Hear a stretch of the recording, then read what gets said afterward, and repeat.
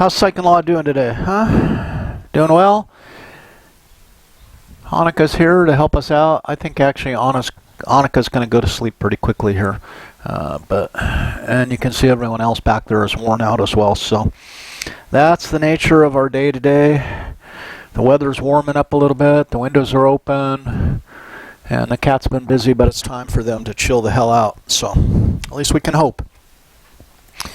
Let's talk our 14th lecture, guys. 14, count them. Today we're going to talk about the rights of accused and the rights extended to individuals. And what we're going to look at here is, in large part, return to the first dilemma, rights versus control. So on the table today, rights of the accused. We're going to talk about a couple influential court cases.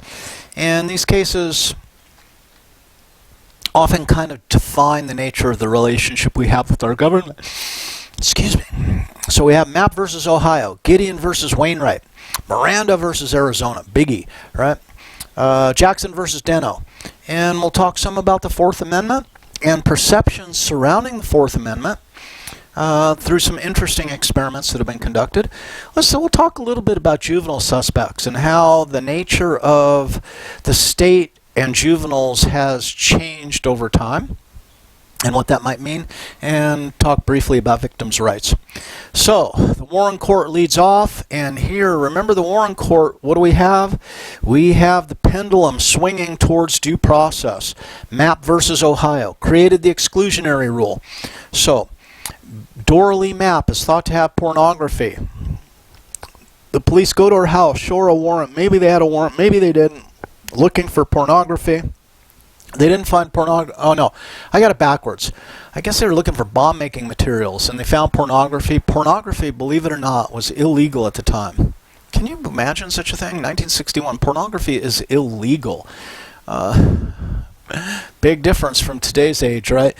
Where pornography is available just about every flavor that one could ever imagine.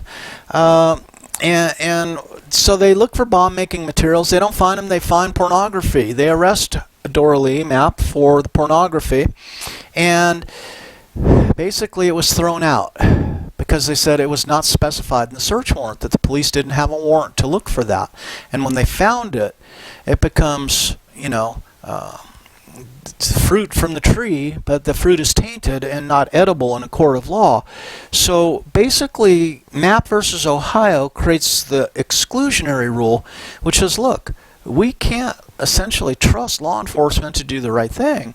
And what we're going to do then is teach law enforcement a lesson. That is, if you obtain evidence illegally, you will not be able to use that evidence in court.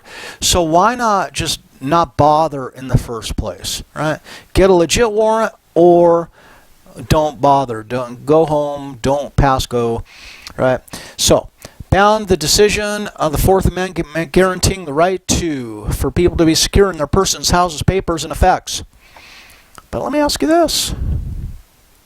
What about all your digital musings that are available and being swept up by fusion centers in the United States, especially the big fusion center in Utah? It's just sucking up all online information in these massive servers. Well, you say, you can't have that. You can't have my email because the Fourth Amendment of the Constitution says that I need to be secure in my papers. And the general court interpretation is, well, that's electronic communication. That isn't paper. So we're entitled to look at it. And you say, but we don't use paper anymore. We use email. And they say, well, yeah, but it's not paper. So depending on the side that we find ourselves on, right, then we perceive paper as meaning two very different things. Those of us who favor, privacy say, hey, electronic paper. Good enough, same as paper. Constitution protects. Forces who want to look at that, right, without our permission say it ain't paper, it's electronic. Boom. Notice how our perception is affected by our goals, right? I'm thinking about that because we were just talking about motivated reasoning and psychomotivation. So, the Warren Court continues. Fay versus Noia. Unlike Camino and Bonilla, he did not appeal his murder conviction, right? His issue was a coerced confession only. That is, he was in the interrogation for 27 hours. He was denied access to family and an attorney. He had no money. He didn't want to risk an appeal and maybe getting the death penalty, right, if the case was retried at the state level on the basis of a successful appeal. So he took another route to this. Right? And what he said is, look, your conviction is in violation of the law because my confession was coerced and it can't stand as evidence. So I was convicted on illegal evidence. You need to let me out the hell out now. Right? And what he did was, this is called, issued a writ of habeas corpus. He called upon the court to issue a writ of habeas corpus, which says, I need to be released. Habeas corpus, most directly translated means show me the body. And what he's saying is, my body has been imprisoned. It's been imprisoned illegal. Show me the body. Let me the hell out. Right?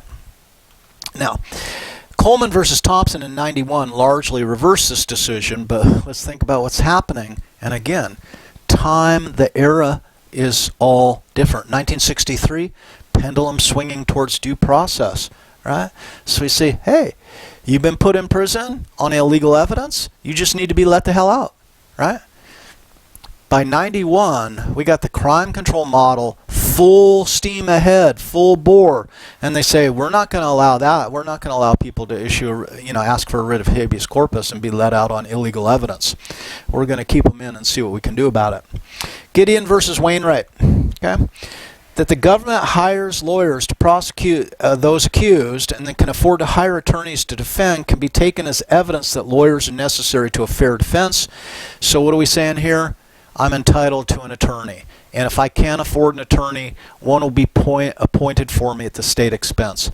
What an amazing gift, right, for due process. It originally only applied to felonies. It was later, in Arsinger versus Hamlin, 1972, extended to misdemeanors. And again, this is the era of due process. So not only do you have an attorney, and if you can't afford one, the state will then have to appoint one for you. Felonies and then misdemeanors. So, a bit more due process. Miranda versus Arizona. Miranda was accused of a rape. He was not specifically identified in the lineup. He confessed to rape kidnapping, but the question is, and by now we say, okay, so what was the nature of the confession? What was the process? Was he under duress? Right? So, the court ruled that suspects must be warned of the following rights as a result of this. You have the right to remain silent. What you say may be used against you. You can have a lawyer present and supplied, remember Gideon versus Wainwright, and the following procedures. If they change their mind after waiving the right to an attorney, questioning must stop until they get one. So if you believe that all of a sudden, oh my God, I shouldn't be talking to them, you can say, oh no, I'm going to stop this interview and I want an attorney at this point, and they have to stop, right? And the prosecution bears the burden of demonstrating the waiver was freely given and understood. So that's why they give you have the right to remain silent. Anything you can say can and will be used against you in a court of law. You have the right to an attorney present at questioning. You have the right not to answer any questions, etc. Do you understand these rights as they've been read to you? Okay. The prosecution has to demonstrate that you understood the rights, at least at this point in time. So, interesting thing about Miranda versus Arizona. Okay, so he's out. Miranda, out in the public. He was successful with this, with Miranda versus Arizona, so he's out. He's gambling, playing cards with some people, and there's a dispute, and Miranda is killed. He's knifed by one of the card players. And Miranda's alleged killer was read as Miranda rights. I know. So, yet more. Well, R.E. Galt. This one, this is a weird one. That most adult rights extend to juveniles. So, juvenile courts used to be largely inquisitorial. That is, as a juvenile, you appear before the judge, probation officer, etc. And it's not necessarily a trial process, right? It's adjudicated through the judge and the state. Well, R.E. Galt, 1967, say, no, you know what? Juveniles deserve the same rights as adults, so you have the right to an attorney, right? And Jackson versus Deno, the pretrial hearing is assessed to assess the voluntariness of a confession so that the confession is kept out of the courtroom. And we know about this. We talked about the impact there, concerned that the jury might not be able to disregard a confession that is later allowed. So basically, overall, it's not so specifically about these rights, but it's the gist, that is the motivation as a function of we need to increase due process. We need to move away from crime control. So all these laws represent increasing the rights of people intersecting with the legal system. Okay? But we know what's going to happen because the pendulum, as Bader Ginsburg told us, one thing we can count on is the pendulum is going to swing the other direction at some point in the future. Now we move into the Reagan and Clinton eras, right? And we see the Burger-Rehnquist courts. The pendulum swings. There's a big concern that accused had more rights than victims, and it was called the revolving door justice system. So you commit a crime, you're let out on some technicality, you commit another crime, you come in, you lawyer up, you argue, and the rights are all for the accused, and there's no rights for the victims or society, right, that were being trampled on, and crime rates are increasing as part of this. So recent presidents have been law and order presidents, and reflects their appointments to the Supreme Court is they're trying to appoint justices to support that hard, tough on crime approach, right? And it reflects this in part a general public perception that we need to get tough on crime, that crime is out of control. Crime is out of control, and how does that affect people psychologically? Well, I think we've talked a little bit about that, have we not? So, let us then take a look at this. The media. And I'm going to focus on just some popular movies of the time, and I'm going to say insanely popular movies that had a tremendous impact. And often we say, do movies reflect the time and the people, or are people affected by the movies? And I think it's people wanted to see the movie Death Wish because they felt that crime was out of control. In the movie Death Wish with Charles Bronson, what do we know? Charles Bronson is an architect in New York City. Charles Bronson's wife and daughter are brutally attacked in a gang attack. The wife is killed. The daughter is left essentially in a vegetative state and institutionalized. So what do we have now?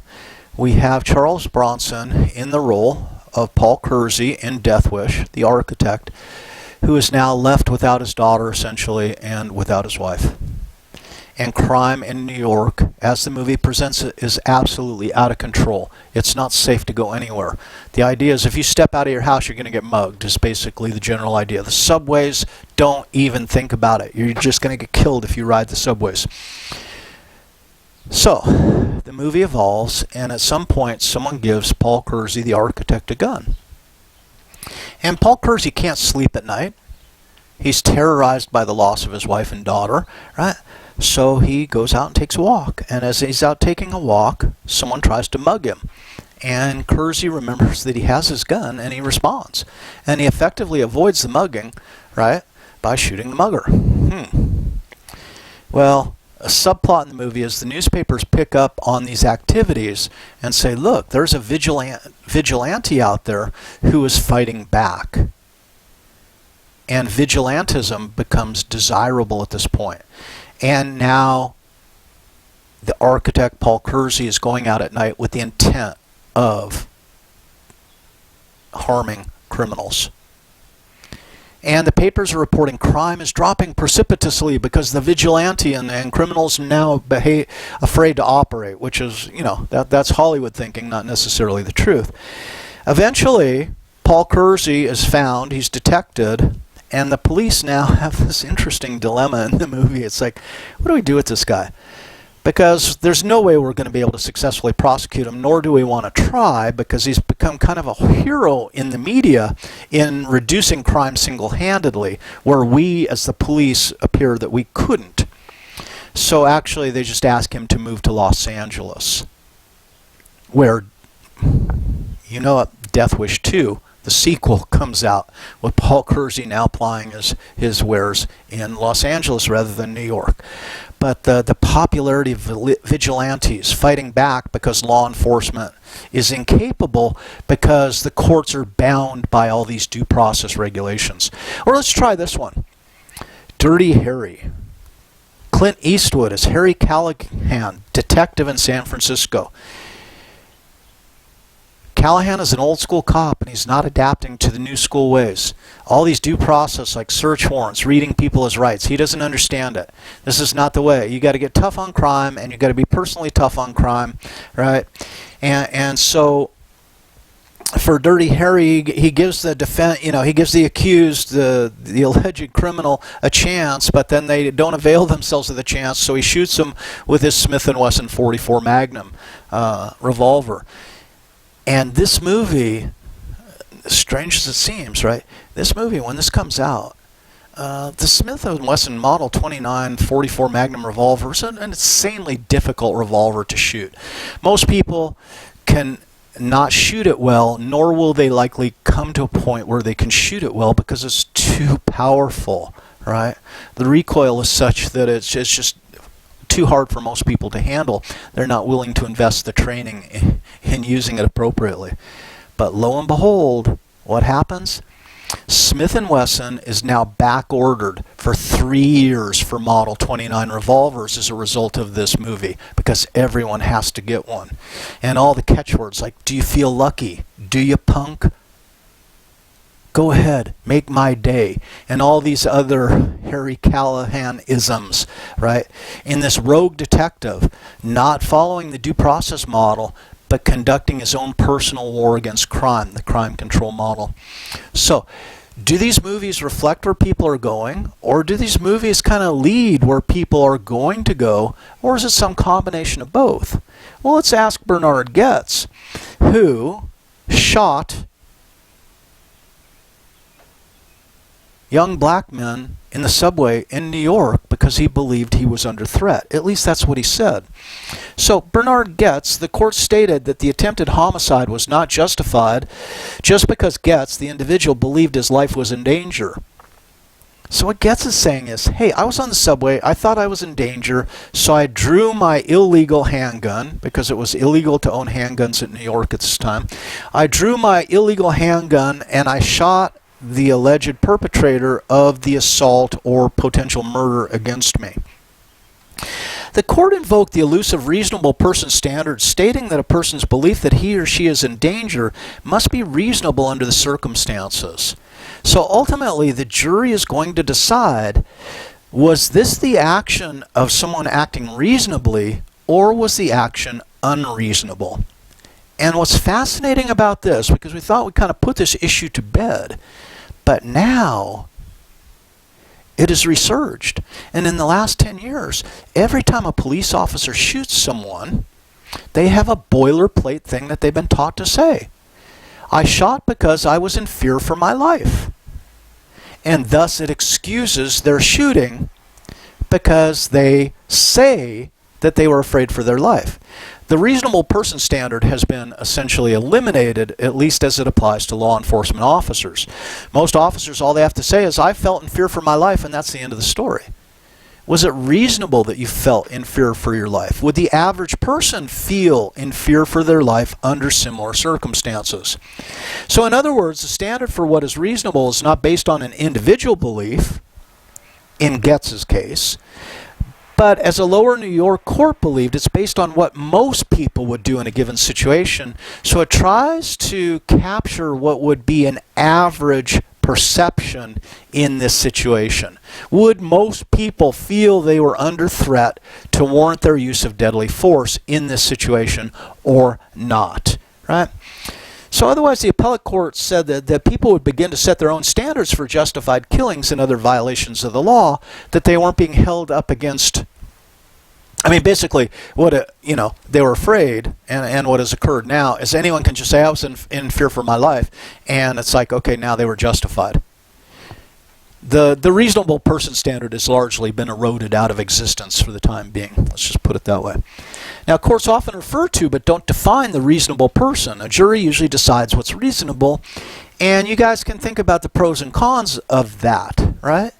And maybe that's well within the purview of a jury to determine what's reasonable given the nature of the community, the context, and or the crime rate in general. But notice, once we get into this, there's, depending on the color of the defendant, what is construed as reasonable might change based on the color of the defendant. So, Getz's jury found his action to be reasonable under the circumstances. They acquitted him. However, he still was convicted of illegal gun possession and sentenced to time in jail. And likely the jurors in the Getz trial had a high level of fear. They felt that New York was an unsafe place, that the subways were an unsafe place, and the threshold on what they would consider reasonable was extremely low in Getz's case. So, but here's the deal. That was the criminal case. So Getz escapes prosecution for the shooting. He's held responsible. He's prosecuted for having an illegal firearm, which is a relatively minimal sentence. But in '96, he was sued by one of the youths that had to pay $43 million to Daryl Cabey. The crime was down in the city. The subway system had been improved. And because of the injuries sustained by Cabey as a result of being shot by Getz in a civil court, he was awarded $43 million. Right? So, maybe reasonable in the criminal court, but the civil court, different times, different jury, different circumstances, find him guilty.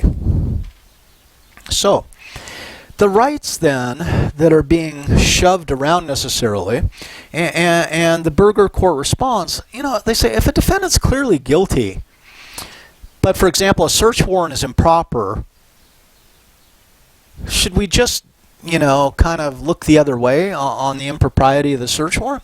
Is it worth it to let him or her go by excluding evidence based on obtained by a flawed investigative process? And as a result of hindsight bias, probably not. But what we see in reality is something very different. Police inappropriateness is linked to whether they found anything or not. And Sachs and Kidd found this, that if we find something, then the behavior is more likely to be labeled appropriate. If they don't find something under the same circumstances, then their search behavior is more likely labeled inappropriate. So hindsight being 20/20, or the robust hindsight bias effects we see play out. Now, what can be excluded? Well, anything that was not delineated in the warrant. But what happens is we have a very strict interpretation, Mapp versus Ohio, and then we see the interpretation through multiple court cases. We see the interpretation of Mapp versus Ohio continuously relaxed in different situations. So, for example, good faith. The United States versus Leon, the warrant was okay even if probable cause on which it was based was flawed.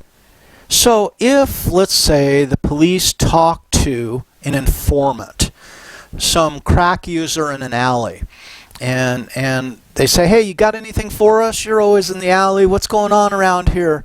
And then the crack user gives them some information that is flawed, right? The crack user has no idea that drugs are being dealt out of that house over there, but they were paid $20 to give somebody up, so they just pointed to a house so they could get that $20 in their pocket right now and said, yeah, drugs being sold over there, and the police get a warrant to search that house based on that, and then they find drugs, but the probable cause under which they got that warrant was improper, that the crack user didn't actually know. They now say, well, that's good enough, right? The warrant's okay, even if the probable cause that generated the warrant isn't okay, we're going to go with it anyway. So we see the erosion of the standard. Standing. This is a great case. Must have legitimate expectation of privacy in the place or thing being searched. And in this case, United States versus Painter, Painter was convicted based on evidence taken from the banker's briefcase. So imagine the FBI is talking to Painter's banker, right? talking to Painter's banker, and during this conversation, the banker excuses himself, says, I have to go handle this, I'll be right back. And the FBI agents see that the banker's briefcase is right there open, and they see the file on Painter. They look at the file on Painter, right? And Painter goes, you can't. You illegally obtained that evidence. And the court came back and said, well, it doesn't matter how the FBI obtained it. They obtained it from the banker, and you can't argue about protecting the banker's property. So Painter didn't have standing because it was the banker's briefcase that the FBI went into. So, inevitable discovery. Another interesting idea here is if it can be reasonably demonstrated that the evidence would have been discovered anyway, that it's just a matter of time, then an improper warrant is okay and we don't have to worry about it. And this is Knicks versus Williams. Williams was convicted because the 10-year-old girl's body would have been found anyway. And in this case, Williams raped and murdered a girl. He dumped the body.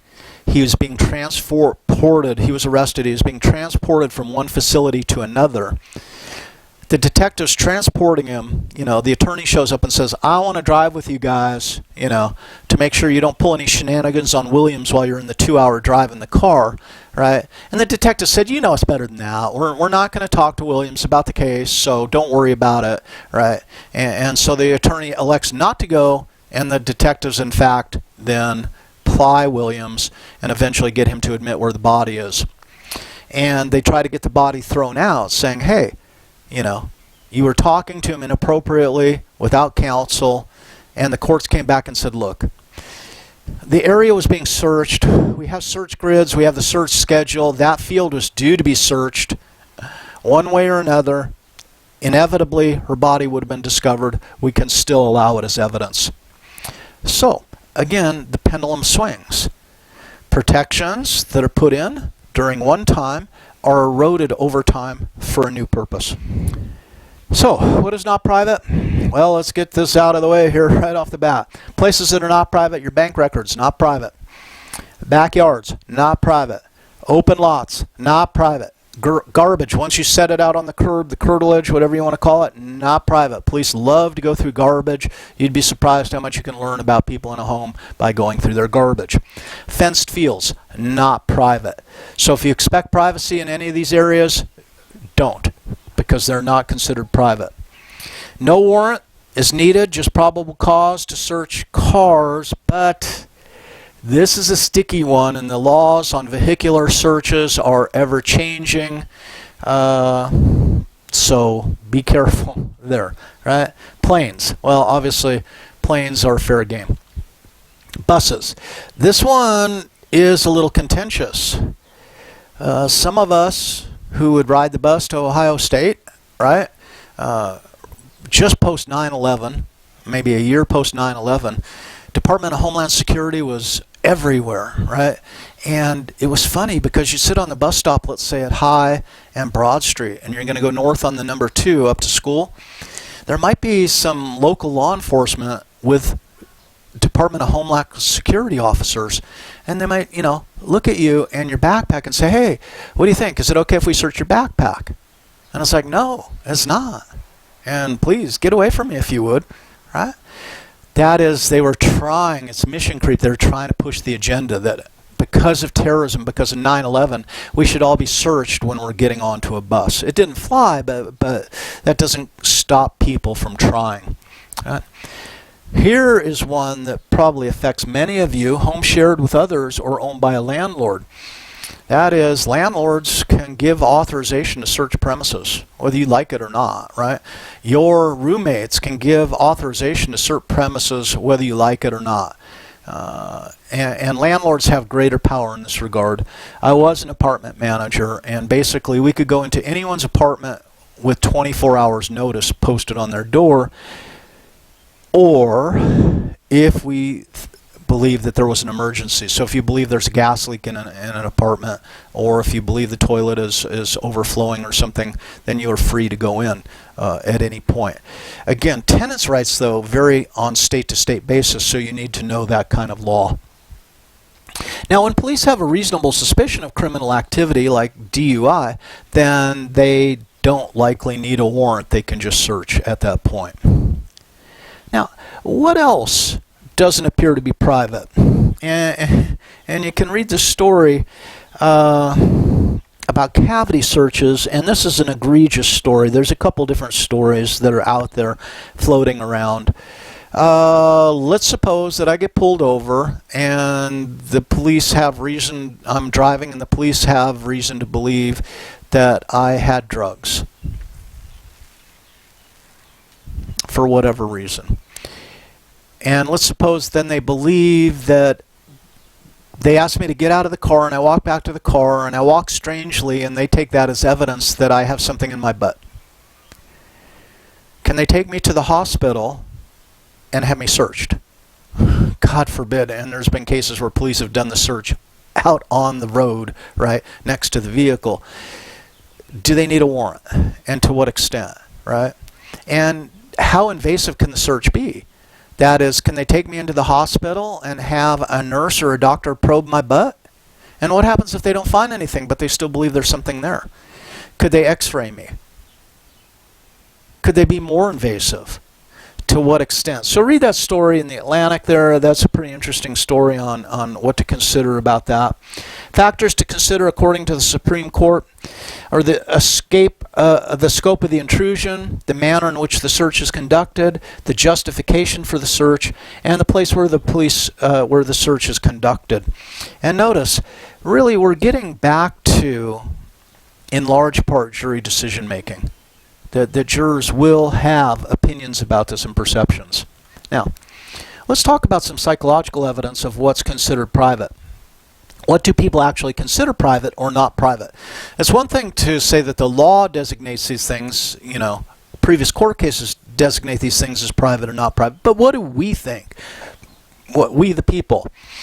Well, one way to get at this, Slobodan and Schumacher, subjects read about a bunch of evidence seizure situations. Right? So participants come into the lab and they're given these different situations and then queried on the basis of what do they believe was over the top or legitimate. Okay? Half the subjects read the scenarios as if it happened to them and half as if it happened to somebody else. Okay? That's one manipulation. First independent variable. It's happening to you. Imagine this is happening to you, or here's a story about somebody else. Half read that the police were looking for something specific, the police were looking for this, blah, blah, blah, or the police were conducting a search because they wanted to and there was no specific goal. And what do we find?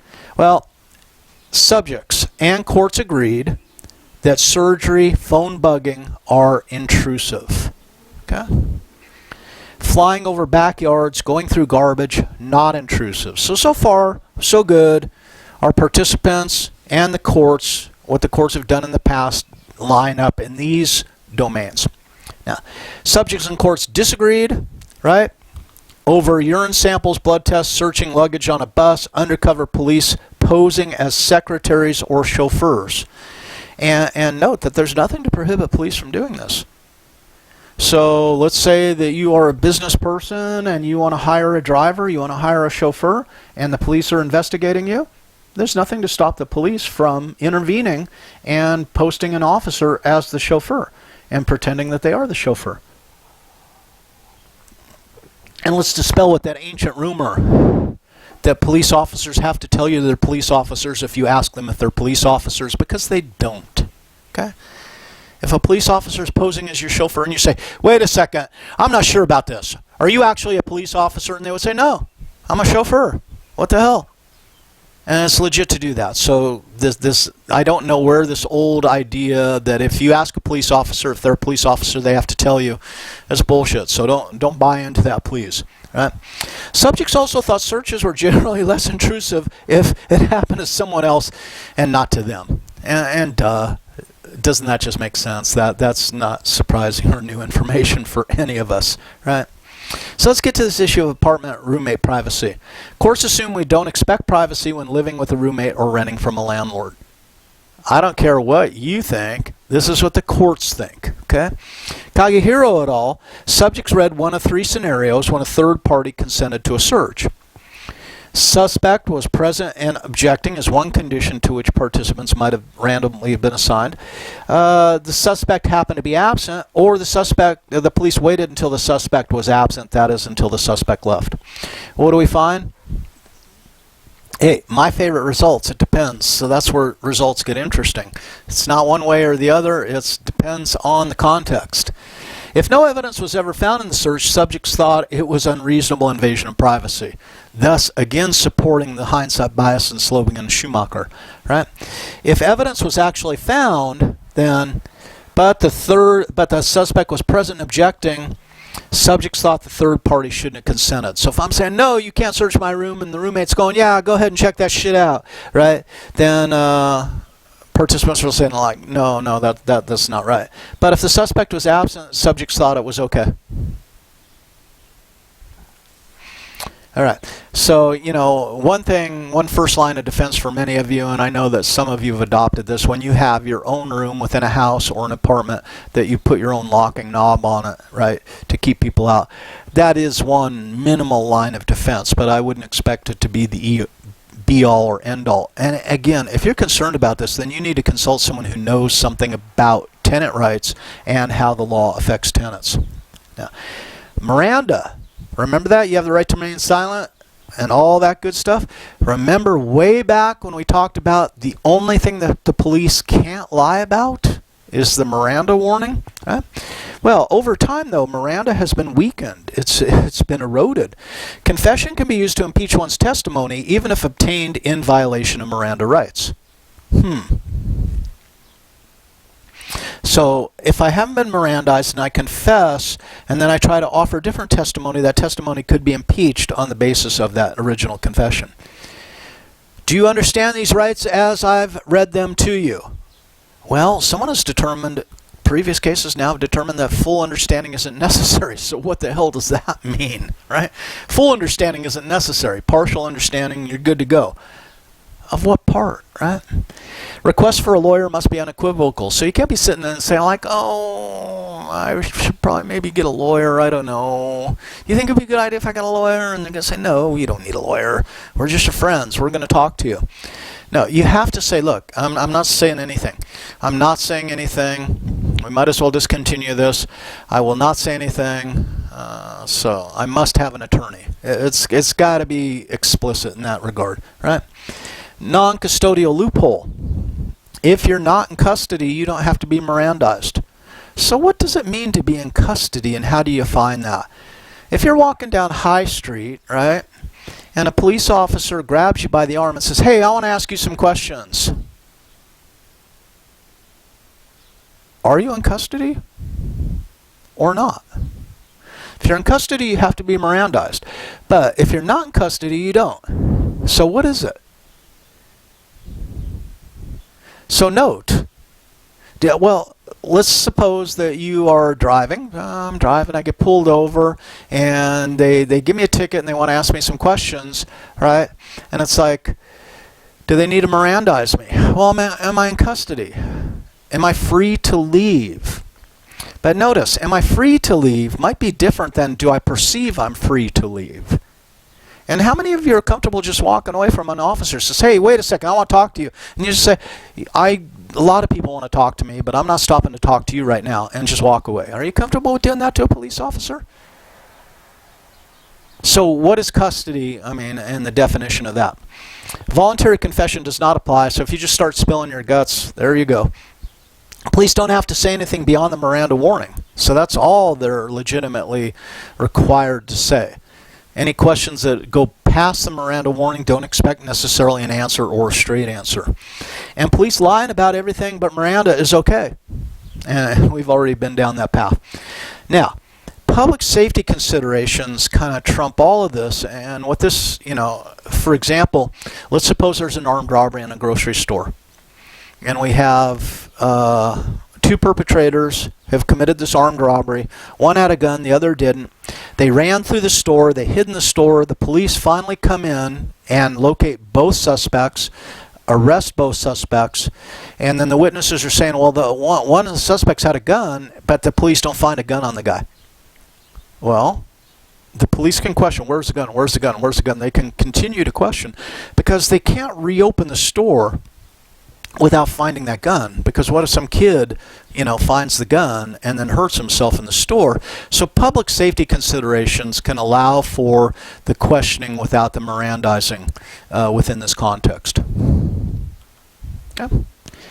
Now, this is a lot about, kind of playing into jurors' perceptions of the nature of police tactics within the courtroom setting. Let's shift gears a little bit and talk about victims in the courts. The National Institute of Justice study, 77% of the victims said that the courts are too slow. So only 23 were satisfied with the speed of the courts. 86% said offenders weren't punished enough. Wow. Okay, it means 14% believe that punishment is adequate or too much, right? 30% that said courts cared about the victim's needs, which implies that 70% are saying essentially the opposite, that they don't care about needs. Now, but remember that there's a reason punishment is the right of the state. That is, when a crime is committed against us, when we're the victim, we often feel that there is no punishment that is enough for the perpetrator who offended against us. So this is why the state handles punishment, right? We're not back in the Old West. We're not finding some person who might have stolen our horse and then hanging them from the oak tree as a horse thief at that moment in time. This is not what we do anymore, probably at least what we shouldn't do anymore, that we allow the court and the state then to hand out punishments to people. Now, the involvement of people in the desire for punishment within the courtroom setting has changed. The victim impact statement before 1991, victim impact statements weren't admissible in the penalty phase, especially in death penalty cases, but they were deemed irrelevant to the defendant's level of guilt or responsibility. But Payne versus Tennessee, the Supreme Court reversed itself, and at this point they say, you know what, I think it's important that the juries get to hear how the victims were impacted, and that can then influence the level of punishment that the perpetrator, that the accused, then receives. All right? So it's the assessment of harm is important when deciding punishment. Okay. Now, if you want to see some interesting victim impact statements, if you go onto YouTube and look at BTK Killer, Dennis Rader victim impact statements, and literally there's, an hour or two worth of victim impact statements that the victims actually gave in court during the BTK trial. So you might want to check those out as so you get a clearer picture of what we're talking about there. Now, the victimization and PTSD, post-traumatic stress disorder. After interviewing some 8,000 people in Atlanta, Emory University professor of psychiatry, Dr. Kerry Ressler, and his colleagues say that they're seeing evidence of higher rates of PTSD, right, in this urban population than in war veterans. And isn't that wacky to think about? That especially people who live in areas where the crime rate is high, and notably threatening, that people can suffer PTSD as a result of experiencing life in these communities. Right? In surveying patients picked at random from the Atlantic Grady Memorial Hospital, one of the busiest level 1 trauma centers, right? And this is where you're going to find people who've been impacted. Ressler and his team found that at least half knew someone who'd been murdered. Some 2/3 said they'd been victims of violent assault. A third had been sexually assaulted.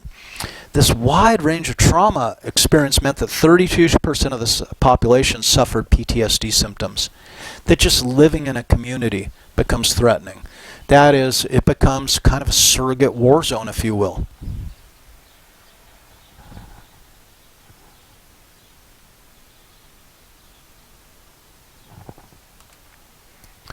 Changing gears again. Who has the upper hand at the trial? Well, let's think about it. We looked at the trial process. Now let's kind of distill it down as we revisit this idea. The advantages to the prosecution, they're the first and last. Right? So they get to make the opening statement, and then they get to rebut not the defense's closing statement. So they get the benefit of the primacy and the recency effect. And that's big for the prosecution, right? They present their case first. Remember the story model. They can really set the nature of the story. They have the full resources of the state and federal government. Okay? So the prosecution has some tremendous advantages. Now, what about the defense? Well, they're not required to present a case. That is, if the defense believes that the prosecution's case sucked, they can just say, hey, we've got nothing to say. It's obvious that case was weak or, wrong. We don't need to say anything. Remember the process of discovery? If the prosecution has exculpatory evidence, then they're required by Brady to toss it on over to the defense.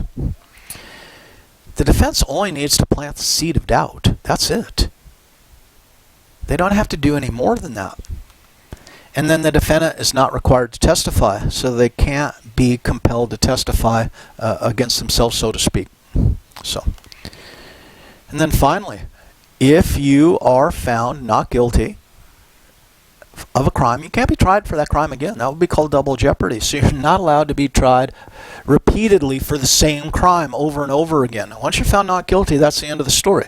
Now you can be charged with a different crime, a related crime, but you cannot be charged with that same crime. And now regarding juveniles. Historically, the relationship of the court to juveniles was such that children should be repaired and not punished.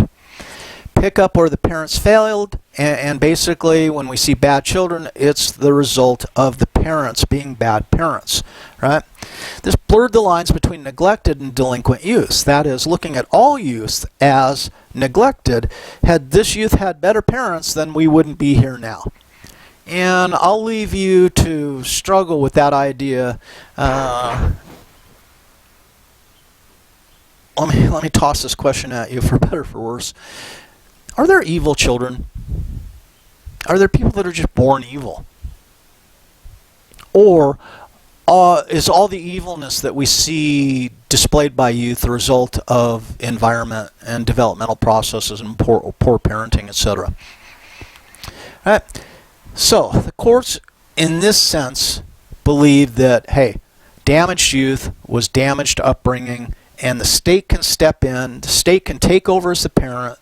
That is, parents patriae, and what this means is the state then fulfills the role of parenting and puts the kid back on the straight and narrow. So what are the possible outcomes from the juvenile court system? Well, based on the report from the probation system, there might be commitment to an institution, a group home, what have you, right? Placement in the group home, foster care. They can be put on probation and have to check in with a probation officer with some level of regularity. They may be remanded to day or mental health treatment. They might be subjected to fines, community service, or restitution. And this is basically how things went down, and it's largely the matter of what the judge decides based on kind of their inquisitorial approach to the youth's background, their history, and their current situation and the nature of the crime. But the 21st century, we're going to get tough. Remember, 1990s is going to get tough. And part of this is reflected in transfer laws, adult time for adult crime. And there might be some legitimacy to this idea. I think we could argue both sides of the street on this one. Gangs support themselves by engaging in illegal activity. And what gangs found is if we have an adult gang member who is caught committing a crime, then they get the adult time. But if we have kids in the gang who commit the crimes, the sentences are lower. And the idea is, well, it kind of makes sense then to give some of the duties in the gang to the kids, those under 18, because the penalties are less severe as a result of this, and overall it maintains kind of the health and efficacy of the gang. Well, people are not stupid, and they say gangs might be using children in this regard to escape the overall level of punishment. So we're going to now institute adult time for adult crime. What this then is, a transfer law allows transfer of a juvenile to the adult court system. So they say, hey, nope, you're not going to be tried as a child, a juvenile, you're going to be tried as an adult. And this then over time is applied to a greater and greater number of crimes and at lower and lower ages. And I think kind of at this point in time now across the nation, the lowest age at which a child has been transferred to the adult court system is 8 years old. And for psychologists, especially with the psychologists in our audience who have a kind of a developmental background, personality characteristics, etc., aren't fully formed at age 8. We're looking at adolescence, late adolescence, if you will. So, but how is this decision made to transfer? The criteria are, what is the potential dangerousness? Okay, so that's one thing to consider about the defendant. What is their sophistication or maturity, and that is how much experience have they had with the court system, all right? And then finally, what is their amenability to treatment? So we take these into consideration, and if we're not scoring well on this, dangerous, lots of experience with law enforcement, and low amenability to treatment, then they need to be tried as an adult, is generally the way that kind of shakes out. Now, here we have the second dilemma kind of stepping in. So we're saying that juveniles might be treated differently on the basis of the answer to the question, so that is allowing for a certain level of discretion versus applying the law equally, for better or for worse. Now, assessing future dangerousness, otherwise predicting future behavior, tough with adolescents, right? Psychologists suggest that personality characteristics aren't fully formed, they're more malleable, so we can think often of adolescence as a work in progress rather than a finished product. Right? The ability to assess consequences of behavior is less developed. And think about that. That is cost-benefit analysis, judgment, inhibition of impulses, right? Reaches its peak at age 30. That's all handled in the prefrontal cortex here. And you get your best decision-making, your best analysis of consequences by the time you hit 30. So, do juveniles or children have the ability to inhibit behavior to the same extent, or the ability to anticipate the outcomes of their acts to the same extent as adults? But we know that there's huge variability in adults as well, so it might be a difficult question.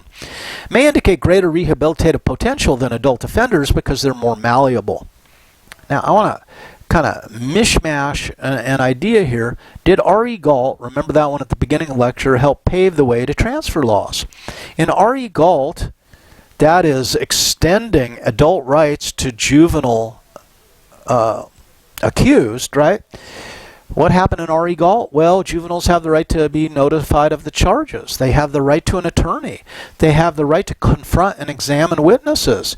They have the privilege against self-incrimination. So now a juvenile after R.E. Galt doesn't have to answer a judge's questions. They can just simply say, I don't want to answer, right? Because it might incriminate me.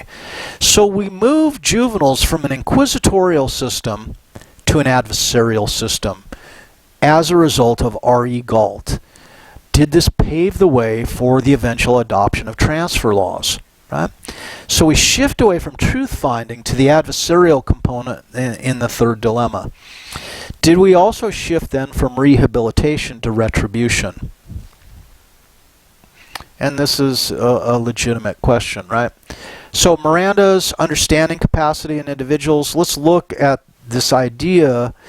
Can a child be Mirandized, and can we expect a child to have the same understanding of the Miranda rights that an adult would? Well, the way that we can look at this is the totality. We consider all the circumstances surrounding the waiver, and this is really an individualized approach. This kid in this situation interacting with this law enforcement. So, age, intelligence, prior experience with the law, the police methods used in this case, then is the totality of the circumstances by which we judge whether their Miranda waiver was freely given or not. Now, the per se method would be more kind of akin to how a psychologist or developmental psychologist, cognitive psychologist might approach it. We assume limited understanding of rights and implications of a waiver in people of this age. That is, their cognitive development is such that we can expect a diminished understanding from what we would observe in adults. So that would be the per se approach. These approaches then are essentially in conflict, right? What do we find? Well, the Supreme Court has adopted the totality approach, right, and not the per se approach. Now let's talk briefly about child abuse. Do abused children become criminals in greater proportions? And how do we answer this question? You know, from a research design, it becomes interesting. It's a horrible topic to consider, but the research design is somewhat fascinating. One way I can get at this is I can, let's say, go to prison and I can ask the prisoners, were you abused as a child? And if I see a significant proportion of prisoners that were abused as children, I can say, well, look, being abused leads to the criminal behavior, right? But then what about non-criminals? Because this is then a flaw in my kind of design. Then I need to probably walk around and ask a bunch of non-criminals as well, were you abused as a child? And it didn't lead to a criminal record or criminal incarceration. So retrospective accounts then become problematic, right? Not only that, note that when we're talking to people in prison, they're often people who don't necessarily want to take responsibility for what they've done, so they're more than willing to blame their current state on their prior abuse, even if the abuse didn't occur or might have been minimal. That is, abuse serves as a vehicle, as an excuse potentially. So retrospective accounts are fraught with all kinds of problems. Let's try some prospective studies. Right? We can follow abused children to see if they become criminals. That has ethical implications, does it not? Right? The Pygmalion Effect, if we look at self-fulfilling prophecy, it can activate that. And also, does this mean then that we allow the children to continue to be abused in our knowledge, and then we follow them to see if the abuse had consequences? Because if we intervene, then they're not strictly abused, they were abused and the beneficiaries of an intervention. Is that different than just straight up being abused? And notice we can't answer that question at that point in time, right? Is it ethical? Yeah, likely not, is it? So many developmental studies, and this plagues developmental research, is the ethics involved, right? If we see harm, then we have to intervene. We can't allow let harm go unchecked. So now we are interfering with the process that we're trying to study, and thus our experimental results cannot be relied upon to the same extent. Okay. Let's talk about juveniles' rights to self-determination. And this is different than nurturance rights. Nurturance rights, right? This is the idea that juveniles, children, are entitled to protection, sustenance, and other benefits, like going to school, etc., having a roof over their heads. So there's a minimum bar of what's acceptable way to treat children. And if that bar isn't met, then the state moves in and makes corrections up to separating the children from their parents and placing the children in a more supportive environment. That's nurturance rights, and that's one thing, right? Those we find little argument about, that children are entitled to these rights. These are kind of almost inalienable rights, if you will. Now, self-determination rights, on the other hand, is the extent, and that's what we're going to talk about here, is the extent to which children can call their own shots, make their own choices. Right? Do they have the right to exercise control over their environment, and to what extent? Can they independently make choices about their own well-being? And let's go to Tinker versus Des Moines in 1969. And what do we see in Tinker versus Des Moines? Well, brother and sister want to wear these armbands to school. Black armbands with a peace symbol to point out their brothers, their cousins, their uncles, their family members who are being killed in Vietnam. And remember, we lost 58,000 people in Vietnam, and the people we're losing are our brothers and cousins, right? It's my cousins who went to Vietnam. I'm an only child, so I don't have any brothers. But these are the people who were drafted and sent to Vietnam to potentially die for a war that many of us really were unclear on. What is the purpose? What are we in Vietnam to do? Why are we still there after all this death, right? 58 million Americans died in Vietnam. 2 million Vietnamese died as a result of this war. So they wear these armbands, and the school says, you cannot wear those armbands in school. And the students came back, Tinkers came back and said, yes, we can. Freedom of speech is protected by the Constitution. Now the big question is, well, does freedom of speech apply to juveniles in this context? And in the case of Tinker and Des Moines, yes, it was allowed, right? So freedom of speech was allowed. And the armbands could be worn. It's funny, when I was in middle school and junior high, I was the editor of the school newspaper. And we were tired in our journalism class. It was a class, Journalism X, right? And we got a grade for the class. We were tired of talking about teachers' favorite colors or favorite meals, etc., that we wanted to write about the Vietnam War. And this is 1971. We wanted to write about the Vietnam War because it was affecting us. All of us are sitting there wondering, wow, what's going to happen to me in 3 or 4 years? What's going to happen to me in 5 years? Am I going to go to Vietnam too? Am I going to die?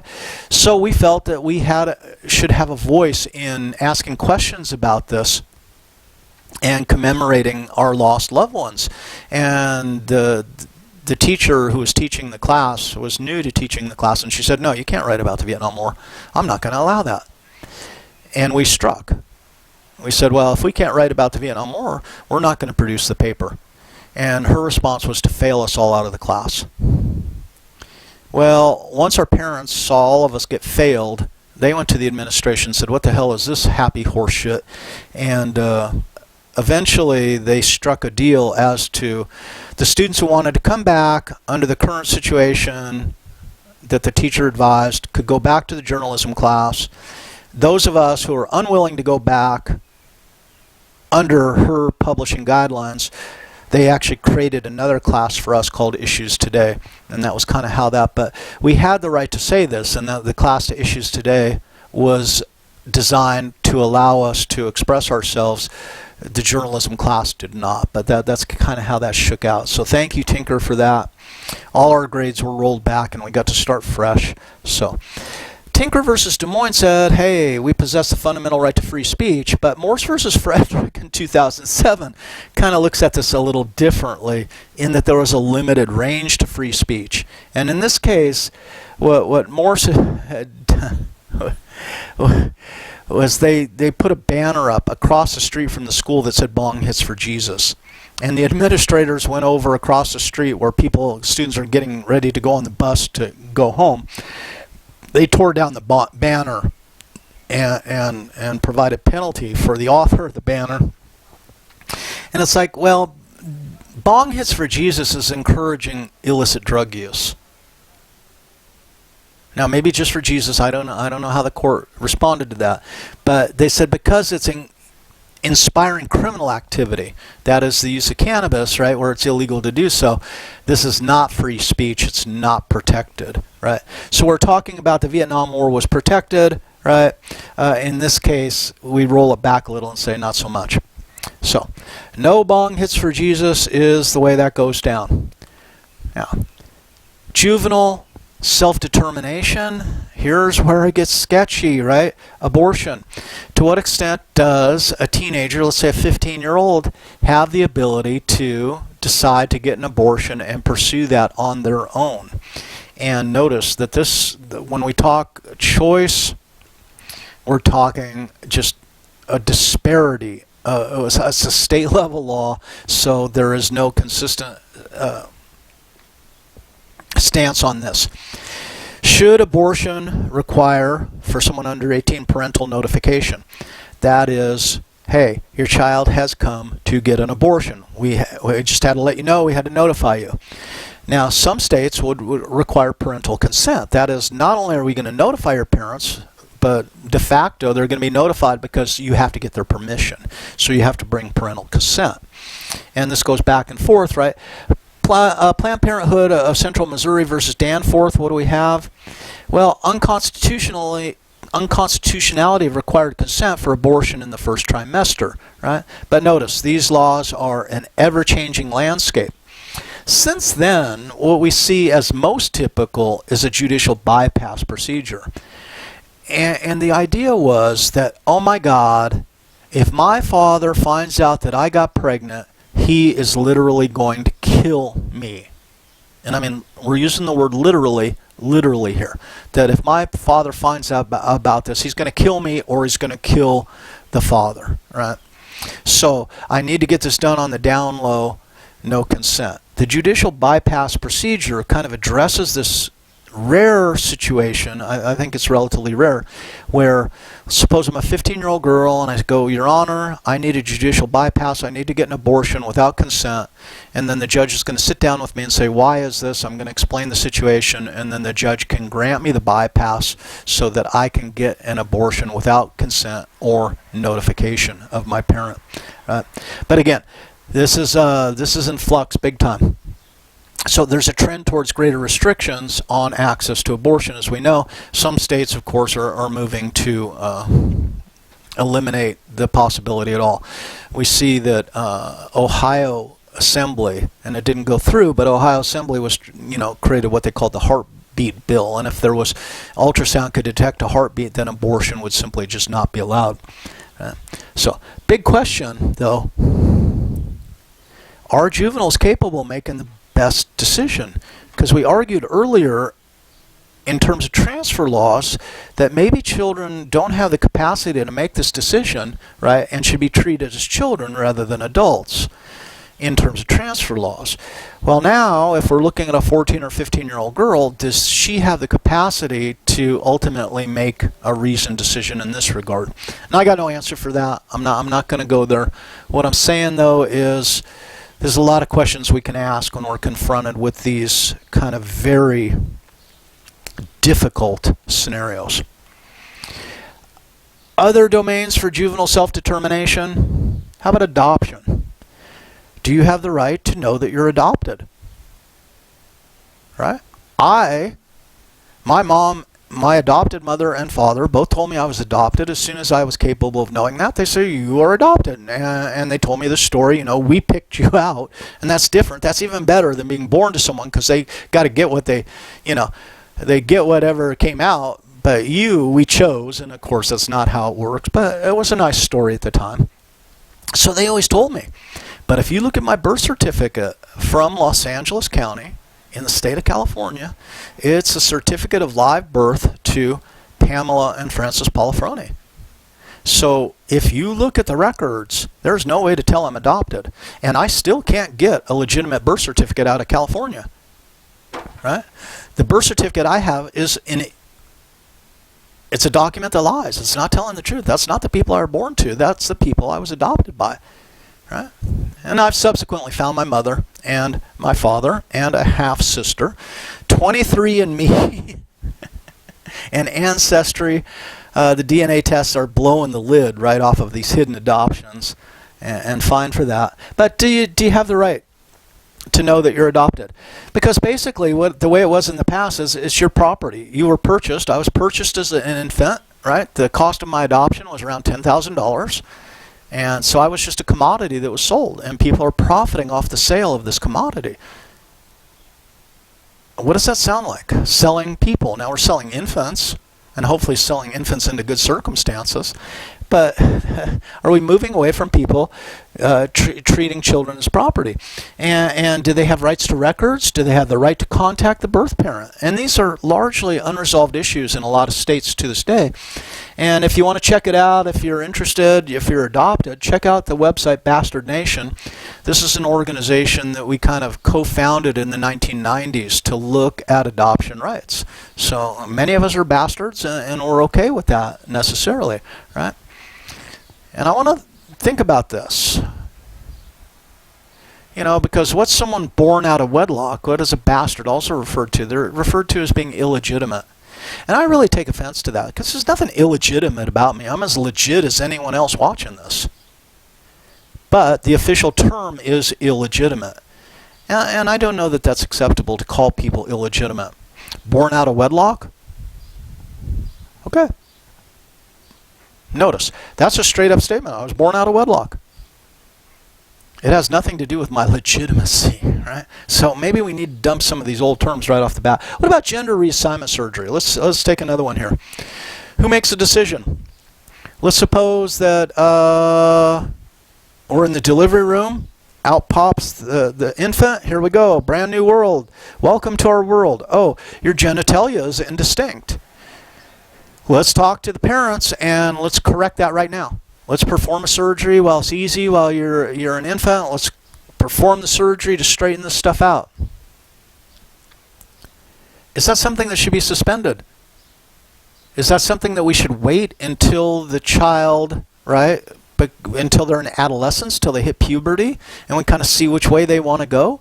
Is that a decision that should be suspended so that the child or the teenager, if you will, can make that decision for themselves? Because what if we botch it? What if we make the wrong decision? Again, controversial, and I'm okay with it being controversial. Should it be done shortly after birth, or it should be choice as an adolescent? And then circumcision, I know. Who decided that I needed to be circumcised? And why?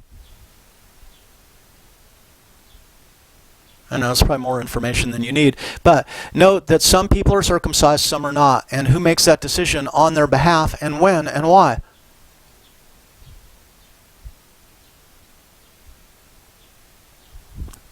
Now, emancipated minor status, what are we talking about here?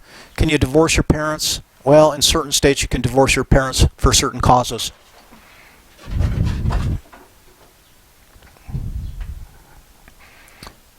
See how subtly I broke up that cat fight? Pretty fascinating, huh? So, become really sensitized to their behaviors. Emancipated minor status, that is, my parents are doing me no good, and living with my parents is a nightmare, and should I be allowed to strike out on my own and live independently if I can demonstrate I'm capable of doing so? And my this is something my second wife did when she was 15 years old. She essentially gained emancipated minor status, and she was allowed to be freed from her parents' grasp and live on her own. She had a job, she was capable of supporting herself, she was going to high school, she graduated, the whole shebang, and made alternative living arrangements. And notice at this point in time then, all those decisions that you make when you're 18, well, that bar was dropped to now for her so that she could make those decisions about her own welfare on her own behalf. So again, to what extent should that be done? What does it mean? How does it affect the people that are involved in that process?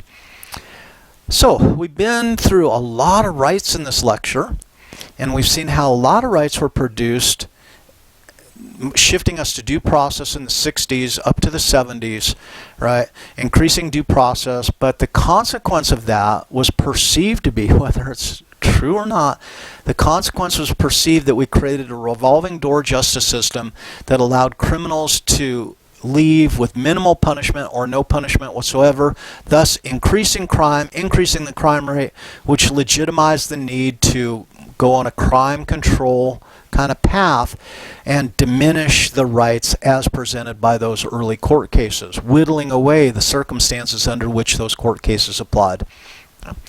And then to what extent, how should juveniles be treated? What is the best way? And are we moving in a direction that's better for the juveniles, better for society? Can those two then support each other? Are they exclusive? This is one of those lectures, I hope like many, that leave us with more questions than answers. And that's the value of education. We don't come to college to get answers.